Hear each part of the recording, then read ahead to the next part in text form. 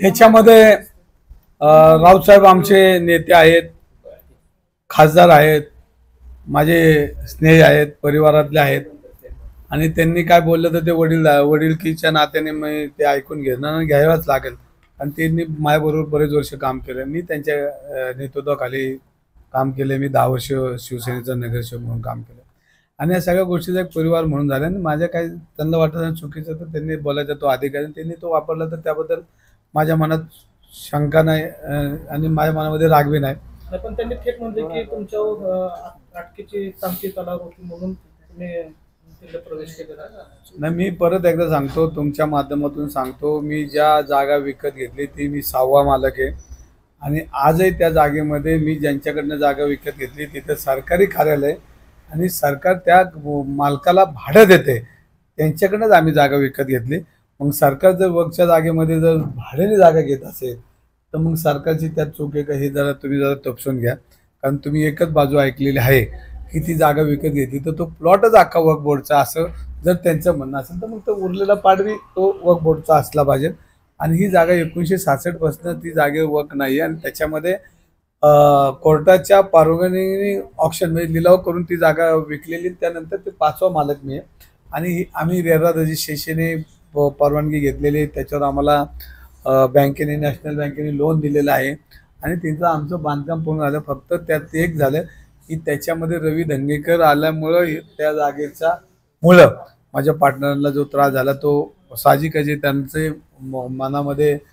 कारण त्यांचे माझ्याबरोबर भारतीय जनता पार्टीचे नगरसेवक आहेत, ते त्यात मालक आहेत, मनसेचे नगरसेवक आहेत, ते मालक आहेत, मी मालक आहे आणि याच्यामध्ये आम्ही 5-6 लोकांनी ती प्रॉपर्टी विकत घेतली आणि त्याचं रिसर बँक लोन बिनलोन सगळं झाले. आणि याच्यामध्ये तो प्लॉट हा मोठा प्लॉट आहे. त्याच्यामध्ये आजही त्यामध्ये हॉटेल आहेत, बँका आहेत, त्याच्यामध्ये सरकारी कार्यालय. तुम्ही एक पार्ट बघितला, दुसरा पार्ट शेजारचा बघा, तो एकच घर नंबर आहे. पण याच प्रकरणावरनं भाजपने तुमच्यावरती निशाणा साधला होता. मात्र याच प्रकरणावरती तुम्ही शिवसेनेत प्रवेश केलेला आहे. हे प्रकरण मिटवण्यासाठी तुमच्या कुटुंबियापर्यंत आलं होतं अशी देखील टीका होऊ लागली. काय म्हणाल याच्यावरती? मी परत एकदा म्हणतो की माझं चूक असेल तर माझ्यावर गुन्हा दाखल करा. मी तो गुन्हा दाखल करून घ्यायला माझी तयारी आहे. कारण मी पहिल्या दिवसापासून म्हणतो की मी चुकीचं काम केलंच नाही. संजय राऊतांचं असं म्हणणं आहे असे 90 जण आहेत की त्यांच्यावर दबाव टाकून त्यांचा पक्ष प्रवेश घेतलेला आहे. तुम्ही पण त्यामध्ये येता का? नाही बघा, आता मी तुम्हाला परत एकदा सांगतो की मी चुकीचं काम केलं नाही आणि करणार नाही आणि केलं असेल तर मला कोणी पाठीशी घालू नका. काँग्रेसचे शहराध्यक्ष असं म्हणले की तुम्ही मागील 2.5 ते 3 वर्षात काँग्रेसला कुठलंही योगदान दिलं नाही, योगदान शून्य आमदार राहिलेले आहेत, पक्षाचे कार्यकर्ते राहिले आहेत, त्याकडे तुम्ही कसं बघता? नाही, त्यांचे आभार मानले ना. मी परत एकदा मानतो माझे काही चुका झाल्या असेल तर मी त्यांना समजवण्याचा प्रयत्न करेन. शेवटी त्यांनी माझ्याबरोबर काम केले. मला 3 निवडणुकीमध्ये शहराध्यक्ष ते त्यांनी प्रचंड काम केलं, त्यामुळे मी एवढी मतं घेऊ शकलो काँग्रेस पक्षाची आणि त्यांचे आभार मानलेत. उद्याही मानन, परवाही मानन. कारण शेवटी त्यांच्या ताकदीमुळेच मला आमदारकी मिळली, त्यांच्या ताकदीमुळे खासदारकी मिळली, त्यांच्या ताकदीमुळे मला एवढी मतं मिळली. तर त्यांचे विसरू कसं शकतो? तुमच्यामुळे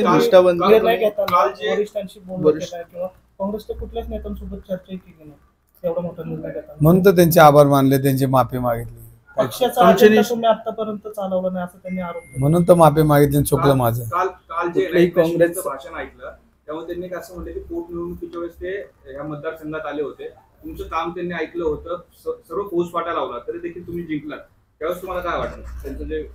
शेवटी मला जनता आणि तुम्ही सगळेजण माझ्या पाठीशी होता, कार्यकर्ता म्हणून तुम्ही काय मला बघितलंय. पक्षात जर इकडं तिकडं गेलो तरी माझी बांधिलकी पुणेकरांची, माझी बांधिलकी जनतेची. मी सातत्याने समाजाच्या हिताकरता जे काही चुकीचं असेल तिथं आवाज उठवून उद्या बी उठवणार, असं काय नाही. मी शिंदे साहेबांशी बोललो की जिथं चूक दिसेल तिथं बोलायला मला तुम्ही अधिकार द्या आणि तसं मला नाही वाटत की ते मला थांबवतील म्हणून. आता काय शिवसेना आणि काँग्रेसकडून तुमच्यावर टीका होते, तुमचे वेगवेगळे प्रकरण असतील ते समोर आणले जाते, तुम्हाला बदनाम करण्याचा प्रयत्न सुरू आहे? नाही, मला बदनाम केलं किंवा नाही केलं तर माझं बुद्धी मला चांगलं सांगते की मी कोणाचं वाईट केलं नाही करणार नाही. हे जर काही लोकांना वाटत असेल तर इतके वेळेस का लावलंय मला, तर मी आजही म्हणतो मी शिंदे गटामध्ये गेलो असलं तरी कोणी मला सोडू नका. मी चुकीचं काम केलं असेल तर मला कोणी माफी देऊ नका. आता तुम्ही गेली अनेक वर्ष बिडकर आणि राष्ट्रवादीच्या विरोधात लढलात. आता त्यांच्याच मांडी लावून तुम्हाला बसावं लागेल महायुतीच्या कार्यक्रमांना. त्याबद्दल काय वाटतं? नाही, आता भारतीय जनता पार्टीमध्ये सगळेच लोक वाईट आहेत का? तर नाही. सगळे चांगले आहेत का? नाही.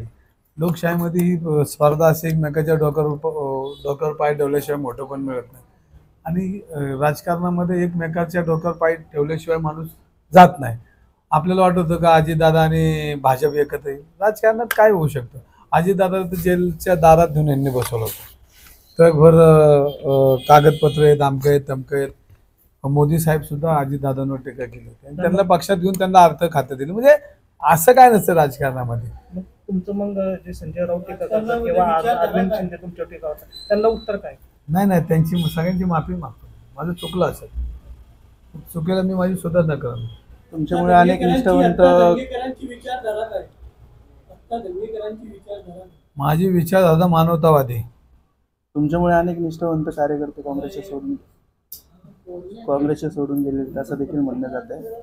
निवडणुकी असेल, पोटनिवडणुकी असेल त्या दरम्यान त्यावरती काय म्हणणं? आणि माझं काय म्हणणं, मी कोणाला पक्ष सोडा म्हणलं नाही आणि कोणाला येऊ नका म्हणलं. ज्यांना जायचं त्यांना काँग्रेस पक्ष प्रचंड मोठा आहे, दारं उघडी आहेत, त्यांनी काँग्रेस पक्षात जावं. माझं काय मत नाही. मी थोडी म्हणलो का जाऊ नका, नेऊ नका. ठीक.